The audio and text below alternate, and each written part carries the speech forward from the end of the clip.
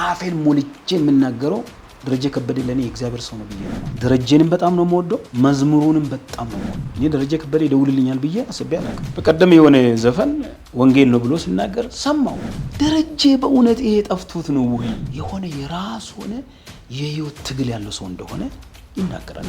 ህይወትን ያወቀ ሰው ነው፣ ክርስቶስን ያወቀ ሰው ነው፣ በእጁ ያደገ ሰው ነው፣ ብዙ የእግዚአብሔርን ቸርነት የሚያውቅ ሰው። አንድ ነገር ማወቅ ያለበት ደረጀን ስቲል እንወደዋለን።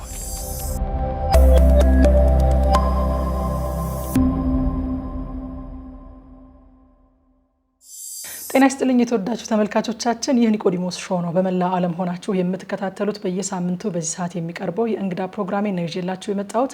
አዘጋጅና አቅራቢዋ ትግስት እጅጉ ነኝ። ባለፈው ሳምንት እንግዲህ እንደምታስታውሱት በጣም ከምንወደው እጅግ ብዙ በኢትዮጵያ ቤተክርስቲያን እጅግ በጣም ከጠቀመን አገልጋይ ከፓስተር ታሪኩ ቴዎድሮስ ጋር የነበረኝን ቆይታ የመጀመሪያውን ክፍል ወደ እናንተ አድርሼ ነበረ። ሁለተኛውንና የመጨረሻውን ክፍል ይዤላችሁ መጥቻለሁኝ።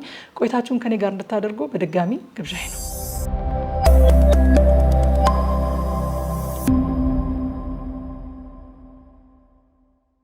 ብዙ ጊዜ እንደምሰማው በየመድረኮችም ላይ እንደው ስትዘማምርም እንደዚህ እንደማይ ዘማሪ ዶክተር ደረጀ ከበደን በጣም እንደምትወደው በሱ ጸጋ በጣም እንደተጠቀምክ ብዙ ዝማሬዎቹንም እንደምታነሳሳ አውቃለሁኝና አሁን እንደው እሱን በተመለከተ ካሉት ነገሮች ጋር ያሉትን ነገሮች እንድንጨዋወት ፈልጋለሁኝና በዚህ ርዕሰ ጉዳይ ላይ ለማውራት ደግሞ እንደው እሱን ከሚወደው የሱን ጸጋ ከሚቀበል በሱ ጸጋ ከተጠቀመ ሰው ጋር በዚህ ከሚታወቅ ሰው ጋር መነጋገሩ ነገሩን ሚዛናዊ ያደርገዋል ብዬ አምኛለሁኝና እስኪ እንደው ስለሱ ያለህን መረዳት የነበረህን ትዝታ በሱ አገልግሎት የተጠቀምከውን ነገር አጫውተንና ወደ ሌሎች ነገሮች እናልፋለን። በጣም ከባድ ነገር ነው ትጂዬ። ዶክተር ደረጀ ከበደ እውነት ለመናገር የኢትዮጵያ ስጦታ ነው። የኢትዮጵያ ወንጌላውያን አብያተ ክርስቲያናት ስጦታ ነው። ያው አንቺ መዝሙሩን ስለምታውቂ ዶክተር ደረጀ ከበደ እግዚአብሔር የዝማሬን ቅኔ ያለ ልክ ያፈሰሰበት ሰው ነው። በእውነት ያለ ልክ ማለት በቃ ምንም ገደብ የሌለው እግዚአብሔር ያፈሰሰበት ስጦታው ነው ብዬ ነው ማምነው። እንዳልሽው ደረጀንም በጣም ነው የምወደው፣ መዝሙሩንም በጣም ነው የምወደው። አንድ ሰሞን እንደው ቀጠና 2 ቅዳሜ ፎስ ፕሮግራም ስናገለግል አዳኘ ኢየሱስ የሚለው መዝሙር በጣም ስለምወድ እሱን ሳልዘምር ወደ አገልግሎት አልሄድም። ያ መዝሙር ሲዘመር ጉባኤ ላይ የሚፈጠረው ነገር ልነግርሽ አልችልም። በእውነት ነው የምነግርሽ። ያ መዝሙር ደሜም አጥንቴ ውስጥም ነው ያለው። በጣም የሚባረክበት በጣም የምወደው። ወደ አገልግሎት ከመምጣቴ በፊት ደረጀን እኔ በአካል አይቼ አላቅም እስከዛሬ ድረስ። መዝሙሮቹ ግን ሁሌም ከኔ ጋር ናቸው። ኤርትራ የወንጌል ጥሪ ደርሶኝ ሙሉ ጊዜ ስጠት የደረጀ ከቁጥር 1 እስከ ቁጥር 6 ድረስ ነበር ወጥቶ የነበረው። በቃል ነበር ማቃቸው እያንዳንዱ። ስሰማ ግን ተንበርክኬ ነው ስሰማ፣ እያለቀስኩ ነው ስሰማ፣ ራእይ ያየው ነው ስሰማ፣ በእውነት ነገ ሊሆን ያለው ነገር መንገድን እያየው ነው። የሚገርም የእግዚአብሔር ጸጋ ያለው ሰው ነው ደረጀ። ለኢትዮጵያ ወንጌላውያን አብያተ ክርስቲያናት የዝማሬ ስጦታ የሚባለው ነገር ብዙዎች አይዛብ ጌታን የማያውቁ ሰዎች የዳኑበት የተለወጡበት ይሄ የእግዚአብሔር ሰው ብዬ አፌን ሞልቼ የምናገረው ደረጀ ከበደ ለኔ የእግዚአብሔር ሰው ነው ብዬ ነው ማለት ነው። እነ ተስፋዬ ጋብሶ በተመሳሳይ እነ ሸዋዬ ዳምጤ እነ ታምራት ወልባ እነዚህ መዝሙሮቻቸው ሰርቶናል። ዶክተር ደረጀ ከበደ አንድ ጊዜ ነው ደወለልኝ። እዚህ ኢትዮጵያ መጥቶ ደወለልኝ። እንዳልሽው በጣም ከመውደድ የተነሳ የማላቆን ህይወቱ ማላቆን ማንነቱ ሰዎች ያሉን ኔጌቲቭ ነገር ካወሩ በኔ ፊት ይጣላሉ። በጣም ነው ይጣላሉ። ለምንድን ነው ስሙ የምታነሱት ብዬ በጣም ከሰዎች ጋር ይጣላሉ። ይሄንን እንዴት እንደሰማኝ እኔ አላቅም። ደወለልኝና ወንጌላዊ ታሪኩ አለኝ። አቤት ደረጀ ይባላል አለኝ። እኔ ደረጀ ከበደ ይደውልልኛል ብዬ አስቤ አላውቅም። መዝሙር የምትባል መዝሙር ደረጀ የምትባል ልጁን አውቃለሁ። ወደ አሜሪካ ስትሄድ እኛንን ሸኘናት። በነሱ አመት አዲስ አመት ላይ ሁሌ ደውዬ የሱ ስልክ ነው ተብሎ በተሰጠኝ ሜሴጅ ተወለታለሁ እንኳን አደረሰ ይላለው። በተረፈ ደውሎልኝ አቅም ደውዬለትም አላውቅም። ፊት ለፊትም ተገናኝተን አናውቅም። ግን በጣም ነው የምወደው በጣም አንድ ቀን ደውሎልኝ ደረጀ ነኝ አለኝ። ማን ደረጀ ነው? የትኛው ደረጀ ልበል ስል ደረጀ ከበደ ነኝ ስል እግዚአብሔር ምስክሬ ነው ሰውነቴ እንዴት ተንቀጠቀጥኩ። በቃ ስልኬን እንዴት ሊያዝ ገና ሞባይል የመጣ ጊዜ ነውና ነገሩ ደግሞ በጣም ሮጬ ወጣው እንዳይቋረጥብኝ እንደው ኔትወርክ አለበት። ሮጬ ስወጣ ባለቤቴ ምን ነው ስትል ደረጀ ከበደ ደውል። ከዛ እኔ ዶክተር እንዴት ነህ ምናምን አልኩት። ቶቶቶቶቶ ዶክተርነቱን እዛ ጣለው። እኔ ደረጀ ከበደ ነኝ አለ። ዋው አልኩና ትንሽ ስለ ጸባዩ ስለ አይለኝነቱም ስላሉ ነገሮች እንግዲህ እንዲሁ ወዳጆቹ አልፎ ይለኛ ነው ደረጀ ምን ነገሮች እሰማለሁ ቻለው። እኔ ብቻ እንዳይቋርጥብኝ እሺ አልኩ። አፉን ከፍቶ ስለ ጸጋ ስጦታ ማለት ስለ ጥንት አገልግሎት ሲያስረዳሽ እንባዬ ነው እንዲህ እየፈሰሰ ነበር። እንዴት አገለግል እንደነበረ ባዶ እግሩን እየሄደ እንዴት አገለግል እንደነበረ ያሳለፈው ፈተናዎች እግዚአብሔር በህይወቱ የሰራው ስራ ሁሉ ነገረኝ። እና ከዛ በፊት ስለኔ ትጣላለህ ያሉ አለኝ።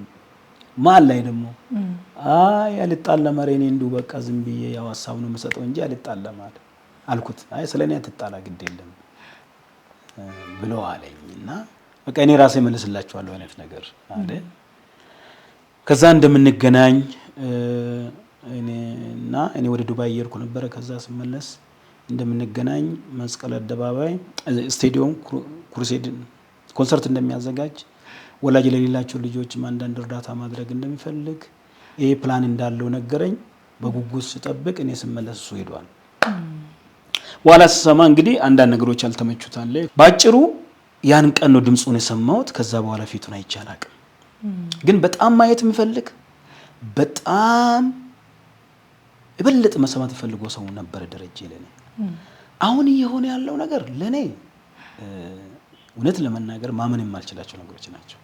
እኔ ማመን አልችልም። በጣም ሰው እውነት ደረጀ ነው ብዬ እሰማለሁ።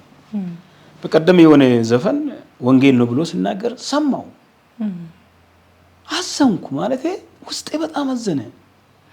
ደረጀ በእውነት ይሄ ጠፍቶት ነው ወይ? አሁን ጠፍቶት ነው ብያለ ጠፍቶት እንዳይለ 100% እርግጠኛ ነኝ። አልጠፋውም። እኔ ነው ብዬ ለማለት እርግጠኛ አይደለሁም፣ ግን ኢለኛ ነው የሚል ነገር ብዙ ጊዜ ስለምሰማ እያየሁበት ያለሁት ነገር ይሄ የወንጌላውያን አማኞች ክፍል ለማበሳጨት ሆን ብሎ አጀንዳ የሚፈጥር ይመስለኛል። አጀንዳ ነው የሚፈጥሩ ለማበሳጨት፣ በቃ የበለጠ እንድንበሳጭ፣ እንድንናደድ፣ እንድንቆጣ፣ እንድንጠላው ይፈልጋል ብዬ ሳስቡ የሚያስቆጣ ነገር ነው የሚያወራ። እንዳየሽው እኔ ክርስቲያን ይሳደባል ብዬ ስለማላምን ደረጀ ሲሳደብ ደረጀ አይደለም ብዬ ነው የምሰማው። የፖለቲካ ዓላማው ነው። ማንም ሰው ማየት ይችላል። ማንም ሰው የፖለቲካ አቋሙ ሊኖር ይችላል። ችግር የለበትም። ብዙ ክርስቲያን ፖለቲከኞች አሉ፣ እኛ ጋር ቸርቻችንም አሉ፣ ዓለማችን አሉ፣ ሀገራችንም እየመረኑት ክርስቲያኖች ፖለቲከኞች ናቸው። ችግር የለውም። የደረጀ የሚያሳዝነው በዘረኝነት ላይ የተመሰረተ በዘር ላይ የተመሰረተ ፖለቲካ ነው የሚከተለው። የሆነ ብሔረሰብ ከነፍሱ ይጠለዋል፣ ከነፍሱ ነው የሚሳደበው። እኔ አሁን ደረጀን ስቲል በጣም ነው የምወደው፣ እወደዋለሁ ስል የእውነቴን ነው ትጂ። አሁንም ከልቤ ጌታ በሚያውቅ በጣም ነው የምወደው፣ ልቀየመው አልችልም። የዘር ፖለቲካ ላይ ነው ያለው። መጽሐፍ ቅዱስ ያነበበ ሰው ነው እንደውም በቀደም አውጥቶ እቺ መጽሐፍ ረጅም ዘመን ከኔ ጋር አይኖርች ብሎ አውጥቶ ሲያሳይ ደግሞ አይቻለሁ። ያነባል ማለት ነው ይሰው ልጸልም ይችላል ብዬ አስባለሁ። ስድብን ግን እንዴት መሳደብ ቻለ? አይገባኝም። እንዴት የሆነ ብሔረሰብ እስከዚህ ማጠልሸት እስከዚህ መሳደብ እንዴት ቻለ? ያሱ እኮ የምጠላቸው ብሔረሰቦች እኮ ይወዱታል። ከዛ ብሔረሰቦች መካከል እኮ እኔ አንዱ ነኝ። ደረጀን በጣም የሚወደው ስለ ደረጀ የምጣላ ስለ ደረጀ የማለቅስ ስለ ደረጀ የማነባ እኔም እኮ አንዱ ሰው ነኝ። ያሱ የማይፈልጋቸው ብሔረሰቦች መካከል አንዱ እኔ ነኝ። ምን ሆኖ ነው? ምን አገኘው? አንዳንድ የደረጀ መዝሙሮች ዝም ብዬ ወደ ኋላ አንዳንድ መዝሙሮቹ ዝም ብዬ እያዩ ነበር። ደረጀ ከዘመራቸው መዝሙሮች ተነስተሽ ስትገመግሚው የሆነ የራስ ሆነ የህይወት ትግል ያለው ሰው እንደሆነ ይናገራል ደረጀ። በእርግጥ ይሄ ትግል የደረጀ ብቻ አይደለም፣ የሁላችን ሊሆን ይችላል። በልጅነቴ ሰልፍ ይበዛብኛል፣ እንቅፋት በዝቶ ያቆሳስለኛል። እፎይ የምልበት የእረፍቴ ሰዓት ለዓይኔ አይታየኝም፣ ለአእላፋት ቀናት ይላል። ጌታ ሆይ ምክንያቱን አላውቀውም፣ መስቀሌ ብዙ ነው፣ ትከሻዬን አስፋው ችዬ እንድሸከመው። ትግል አለው በውስጡ ደረጀ ነው። በጣም ትግል እንዳለበት ታያለሽ። እኔስ በሕይወቴ ሊበረታ ምኞቴ ነው ጠዋት ማታ፣ ለጢሞና ጊዜ አጣውኝ ዞትር በውጊያ ላይ እያለሁኝ ይላል። ሌላ አንድ መዝሙር ያየሁት ዓለምን እንዳላይ ዓይኔን ተቆጣጠር፣ ቀስ በቀስ እንዳልሄድ ወደ አታላይ ሀገር፣ አንተ ብቻ እንድትሆን ማርና ወተቴ፣ ከእግር ስር እንዲሆን ይሄ ነው ምኞቴ። ዝና ከበሬታ ይጠፋሉ ፈጥነው፣ አይደለም ነዋሪ ሀብትም እንደ ጥስ ነው። ዘላለም ዘላቂ ኢየሱስ ብቻ ነው። ሰው ደረጀ ሰዓት ቀስ በቀስ እየሄደ ነው። የት? ወደምታታልለው ዓለም፣ በቃ ወደማይመለስበት ወደ ጥፋት መንገድ ቀስ በቀስ እየሄደ ነው። ይሄ መዝሙር በሱ ህይወት እየሆነ ነው አለ ብያለሁ። አዝናለሁ ግን እንደዛ ሲሆን። አንድ ጊዜ የዘመረው መዝሙር አለ። ደረጀ በጣም በእግዚአብሔር ቤት የቆየ ሰው ነው። ብዙ ዋጋ የከፈለ ሰው ነው።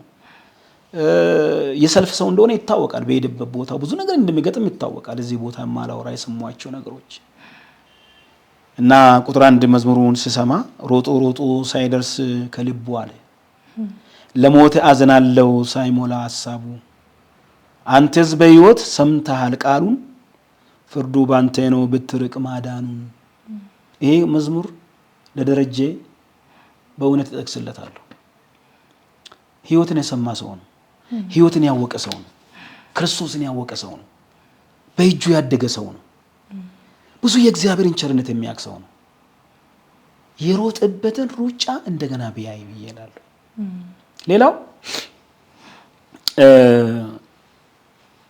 በእውነት አንድ መዝሙር አለ ቁጥር 6 ላይ ጸልዩለት ለደከመ መንገዱ ለተጣመመ የሚል። አሁን ለደረጀ ምን ያስፈልጋል ብለን ብንል ለሚያደርጋቸው ነገሮች መልስ ጥቅም የለውም። ደረጀ የለኛ ነው። የባሰ ይሄድበታል እንጂ አይድንበትም። እኔ በእውነት የክርስቲያን ቤተሰቦችን በጣም የማደንቀው አብዛኛዎች በእውነት ነው የምነግርሽ፣ አብዛኛዎች ዝም ብለዋል። የህይወት ድካም ነው። የሰው ድካም ላይ ነው አለ። ላይመስለው ይችላል። እሱ የቱ ጋር ነው ደከምኩ ብሎ ነገ ሊሰድበኝ ይችላል። ግን የህይወት ድካም ነው። አንድ ነገር ማወቅ ያለበት ደረጀን ስቲል እንወደዋለን። ደረጀ ስጦታችን ነው። ምንም ውስጥ ይግባ ነገ ይነሳል። ነገ በክርስቶስ መድረክ ላይ ቆሞ እንደምዘምር አምናለሁ። ይነሳው እግዚአብሔር መጨረሻውን ይሄንን ያደርጋል ብዬ አላምንም። እድል እንድሰጠው ጸልያለሁ። ደረጀ እንወደዋለን፣ ወንድማችን ነው። ምን እንዳደናቀፈው በምን ተናዶ የዘር ፖለቲካ ውስጥ እንደገባ አላውቅም። በምንም ይሁን በምንም አደጋ ላይ እንዳለ እናያለን። ግን አሁንም እንወደዋለን፣ እንጸልይለታለን። የመምጣቱ ቀን እናፍቀዋለን። እግዚአብሔር እንዲረዳው በጌታ ፊት እንዲያግዘው አብያተ ክርስቲያናት በሙሉ መጸለይ ላይ ቅዱሳን ሁሉ ሊጸልዩ ይገባል ብዬ አስባለሁ። እኔ ለቅዱሳን የማሳስበው ነገር ነው። አማኝ ሁሉ ስለዚህ ሰው መጸለይ አለ። ምርኳችን መመለስ አለበት። ይሄ ሰው ጀግናችን ነው። የሰው ጀግና ብዬ ባላወራም ይቅርታ ያደረግልኝና ትልቁ ሰው በቃ የኛ ትልቁ የእምነት መሪያችን ነው። ይሰው መርቶናል። በመዝሙር ውድቀተ ደስታን፣ አዘንን፣ ለቅሶን፣ በረከትን ያልዘመረ ነገር ስለ ሀገር ስለምን ዘምሯል። ሁሉም ህይወታችን ሆኖ አግኝተናል። ተመርምረንበታል፣ ተፈትሸንበታል፣ ድነንበታል። አሁንም እግዚአብሔር ደረጀን እንዲመልሰው ወደ ልቦና እንዲመለሰው ከሰው ጋር ያለው ክርክር እንዲያቆም አሁን እሱ የሚጠላቸው ስም ጠርቶ የሚናገራቸው ሰዎች በእርግጠኝነት በአካል አይቷቸው አቅም እኔ በምንም አይነት የፖለቲካ አመለካከቱንም በቀና መንገድ ማስኬድ ይችላል። ችግር የለውም። ምን ችግር አለው? ግን ስድቡ ምን አመጣ? ስለዚህ ደረጀ ሞዶ ሰው ነው። አሁን በሆነው ግን አዝኛለሁ። ትጂ በጣም ነው አዘንኩ። በጣም እግዚአብሔር ምስክሬ ነው። በጣም ነው ያዘንኩኝ። ሁላችንም አዝነናል። እንግዲህ ዘፈንን ወንጌል ነው እስክል ድረስ ወንጌላዊ ነው አከለ እስክል ድረስ መልእክተኛ ነው እስክል ድረስ ደረጀ ከበደ ዘፈንና መዝሙርን መለየት አቅቶት ነው። ዘፈንንና ወንጌልን መለየት አቅቶት ነው። አላቃተውም። ሆም ብሎ አስቦበት በእልከኝነት የበለጠ እነሱን የሚያደማ ነገር ልፍጠር ብሎ ነው እያደረገ ያለው። ትላንትና ሰዎች አሳዝኖት ሊሆን ይችላሉ። ክርስቶስ ግን አልጎዳውም። አገልጋዮች ጎድቶት ሊሆን ይችላል። ማን እንደጎዳይ ነው ባላቅ። ክርስቶስ ግን አልጎዳውም። በቃ የዋቀን ህዝብ አለ፣ የጸጋ ተካፋይ አለ። ህዝቡ ምን አደረገው? ዞር ብሎ እንዲያይ ማስተዋል እንዲኖረው እንጸልይለታለን። ይሄ ነው ትጂ ያለኝ ነይት የሚረዱትም ሰዎች የሚጽፏቸውን አስተያየቶች ለማንበብ ሞክራለሁኝ። ተረድተነዋል፣ እሱን እናንተ በምትሉት መንገድ አይደለም የሚሉትን ማለት ነው። እናንተ ስለተጎዳው ስለማይገዳችሁ ነው። ፍትህ ሲጣርስ ምንም አይነት እንቅስቃሴ ስለማታደርጉ እሱ ለተጎዱት ድምጽ ስለሆነ እሱን እንረዳዋለን። እናንተ ናችሁ ችግር ያለባችሁ የሚሉ ሰዎች አሉና በትክክለኛ መንገድ የዘር ፖለቲካ ባልሆነ መንገድ በጤናማ መንገድ ክርስቲያን እንደማንኛውም ዜጋ ፖለቲካ ላይ ኢንቮልቭ ሊያደርግ ይችላል። የፖለቲካ አቋም ሊኖረው ይችላል። ፖለቲካ ውስጥም ገብቶ ሀገር እስከ መምራትም ድረስ ሊደርስ ይችላል። ከዛም ባሻገር ደግሞ ፍትህንም ከመጠየቅ አንጻር እንደዚህ አይነት ኃይለ ቃልና ወይንም መጽሐፍ ቅዱሳዊ ባልሆነ መንገድ ሳንገለጥ ፍትህን መጠየቅም የክርስቲያን አንድ መገለጫ እንደሆነም ደግሞ መጽሐፍ ቅዱስ ያስተምረናል እና እኛስ እስኪ እንደው እሱን እዚህ ደረጃ ላይ ያደረሰው እሱ ልክ ነው የሚሉ ሰዎችም እዚህ ደረጃ ላይ ያደረሳቸውን ሀሳብ ይዘን ራሳችንን ለማየት ብንሞክር ቤተክርስቲያን ለተጎዱት ከመቆም አንጻር ፍትህን ከመጠየቅ አንጻር አገልጋዮችም በዚህ ዘመን ያሉ አገልጋዮችም በዚህ ዘመን ያለችም የኢትዮጵያ ቤተክርስቲያን ምን ያክል እንቅስቃሴ አድርጋለች? ምን ያህል ኃላፊነታችንን ተወጥተናል ብለህ ትላለህ? አሁን ወደ ደረጀ ልመልስሽ ነው። ደረጀ የራሱን ብሶት የሚናገርበት መድረክ ነው እንጂ የፈጠረው ለነዛ ፊት ተጎሎባቸዋል ብሎ በጣም ተቆርቆሮላቸውም አይመስለኝም። እኔ ለነሱም አይጠቅምም። መልሶ እነኝኑ ሰዎች ነገ ደግሞ ስተች ስመታቸው ታያለሽ። አሁንም እኮ ከሰማሽ ጥርክርክርክ ነው የሚያደርጋቸው።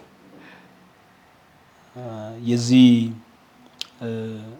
እንቅስቃሴ መሪ የሚባሉት ሰዎች እኮ በጣም ነው እኮ የሚተቻቸው። ደረጀ የራሱ ዓለም ነው ያለው።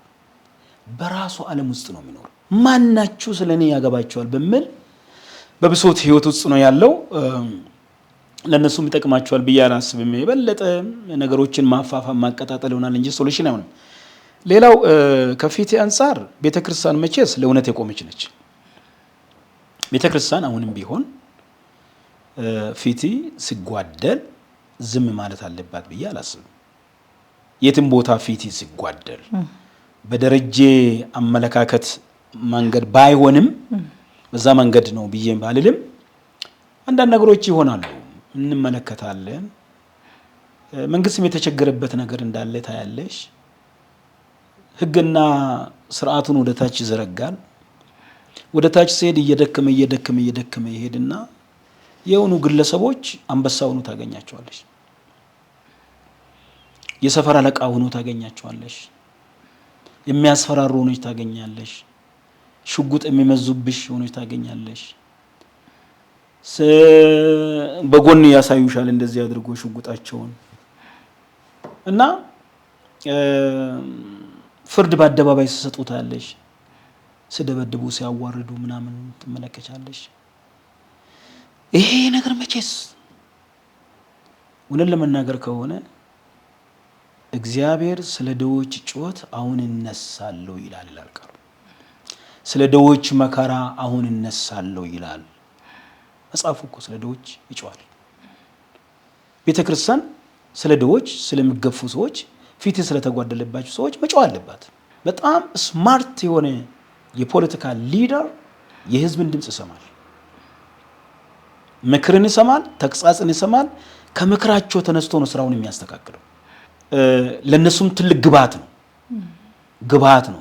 እዚህ ጋር ሰት እየተደረገ ነው፣ እዚህ ጋር እንደዚህ እየሆነ ነው፣ ምን እያደረጋችሁ ነው አላችሁት፣ ህዝብ እየተጎዳ ነው፣ ችግር አለ ብሎ የምነግራቸውን ሰው ይጠላሉ ብዬ አላስብም። ግን ምን ተፈጠረ መሰለሽ? ሁሉም የግሉን ሲያሳድድ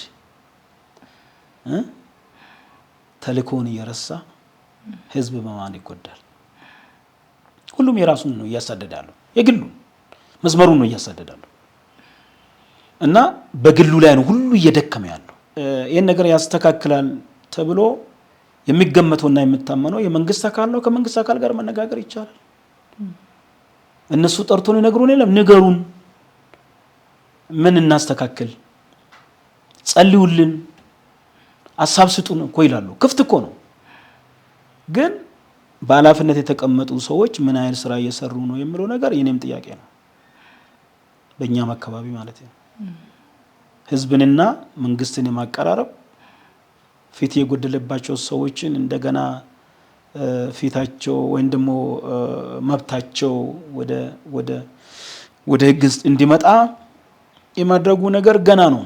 ለምን እነካካለሁ ምላል እና ከማረም ይልቅ ደግ ነህ፣ ጥሩ ነህ፣ ሌላ ናችሁ፣ በቃ መልአክ ናቸው ማለትን ይወዳል። ስለዚህ በሁሉ አቅጣጫ እኔ በሁሉ አቅጣጫ ስመለከት ሳየው ገና ነን፣ በጣም ገና ነን። ገና መነሳትን አለበት፣ ግልጽነት መምጣት አለበት ብዬ አስባለሁ። ግልጽነት እግዚአብሔር ካልሰጠ በስተቀር ሀገር የሚመራ የለም። እግዚአብሔር ያስቀመጣቸው ሰዎች አሉ።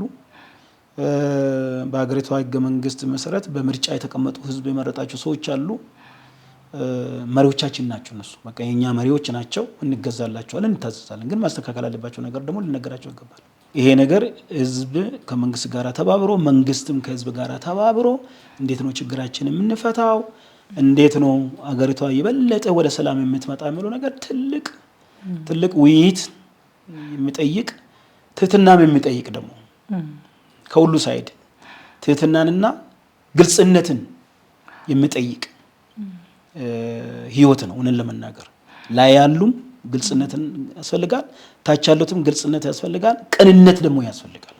የጋራ ሀገር ነው አለ ነው፣ የጋራ ሀገራችን ነው አለን እና ማንም ሰው መጎዳት የለበትም። መጽሐፍ ቅዱስ እሱን አይደግፍም።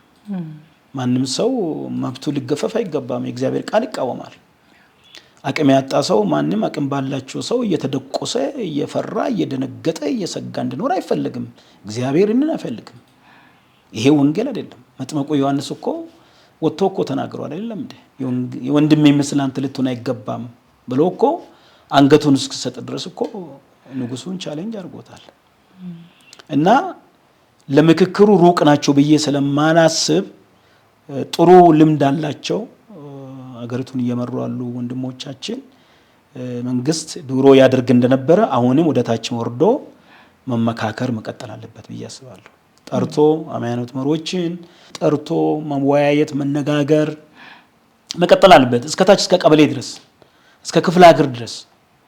ስለዚህ እነዚህ ነገሮች እንዴት እንፍታ የሚለው ግልጽነት ያስፈልጋል። ግልጽነት አገር በሆነ ግለሰብ ብቻ እኮ አትመራም፣ በጋራ አይደለም። በጋራ ስለሆነ ግልጽነቱ ያስፈልጋል። ይህንን የምትጠቀሙ ሰዎች ደግሞ ይህን ግርግር የምትጠቀሙ እንዲቀጥልላቸው የሚፈልጉ ግጭቱ እንዲቀጥል፣ ጦርነቱ እንዲቀጥል፣ ክፋቱ እንዲቀጥል የሚፈልጉ ሰዎች ደግሞ በነቀስ መጠየቅ አለባቸው፣ ከኃላፊነታቸው መነሳት አለባቸው። እና እኔ በግሌ ከዚህ ምርጫ በኋላ ታላላቅ የመንግስት ውሳኔዎች እጠብቃለሁ። እግዚአብሔር ለሀገራችን ለህዝባችን ሰላም ያመጣል ብዬ አምናለሁ።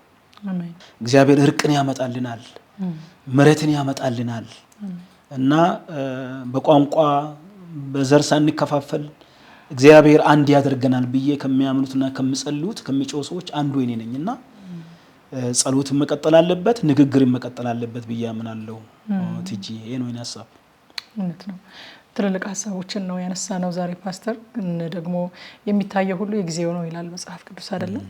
ይሄ የሚታየው ግጭቱ፣ መከራው፣ ሐሰተኛው ትንቢት፣ ሐሰተኛው ሐዋርያነት፣ ክርክሩ፣ የዘር ፖለቲካው፣ እነዚህ ሁሉ ነገሮች የጊዜው ናቸው። ግን ደግሞ የዘላለሙን ወንጌል ሰዎች እንዳይሰሙ በዛው ልክ በሮችን እየዘጉብን ነው ያሉት። በመካከላችን መከፋፈሎችን እየፈጠሩ እንደው እንደ መጠቅለያም ሐሳብ ከወንጌል አንጻር እነዚህን ነገሮች እንዴት ማየትና እንዴት ጥንቃቄ ማድረግ እንዳለብን፣ ዋናውን ነገር እንዴት ዋና አድርገን መሄድ እንዳለብን፣ ጉዳትም ሆነ ጥቅም፣ መጨቆንም ሆነ መጨቆን እነዚህ ሁሉ የጊዜው ናቸው እና ሰውን ከዘላለም እንዳያጎድልብን እኛንም ራሱ ዘላለማችንን አፌክት እንዳያደርግ ከወንጌል አንጻር ነገሩን እንዴት ማየት እንዳለብን ብታሳየንና መልእክትም ካለህ በዛው አስተላልፈህ እንጨርስ። ቴንክ ዩ ቲጂ። እኔ እንግዲህ ምንድነው የማስበው ሁሌም የምጸልየው በእውነት ከወንድሞች ጋር ስገናኝ የማወራው ነገር ቢኖር የሀገራችን ጉዳይ የጋራችን ቤት ነው፣ የሁላችንም ቤታችን ነው። አገባንም ብንል ያገባናል። አገር ነው፣ ቤትሽ ነው። እንዴት ነው ማገባሽ? ስለዚህ ከወንጌል አንጻር ከሀገር አንጻር ምንድነው የሚያስፈልገው የሚለው ሁለት ነገር ማስተራቅ ያስፈልጋል። አንደኛ ስለ ሀገር ሰላም እንደ ቤተ እምነት መጸለይ ያለበት። የሀገር ሰላም ወሳኝ ነው። ያለ ሰላም ምንም ሊሆነች ልማቶች አይቀጥሉም። አሁን እየተሰሩ ያሉት እያደረጋል መንግስት እየጣረ ነው፣ ብዙ ነገር እያደረገ ነው። ይሄ ልማት ሆኖ የሚቀጥለው ሰላም ሲኖር፣ ደህንነት ለማጥፋት ሰላም ሲኖር፣ ሰው ነግዶ ወጣ ብሎ ርቆ አምጥቶ ሽጦ ሲያተርፍ ነው። ነፃ እንቅስቃሴ ሲኖር ነው። ከጫፍ እስከ ጫፍ አገሪቷ ነጋዴውም ሲንቀሳቀስ ነው ጉስቁልናም ደህንነትም የሚሸነፈው።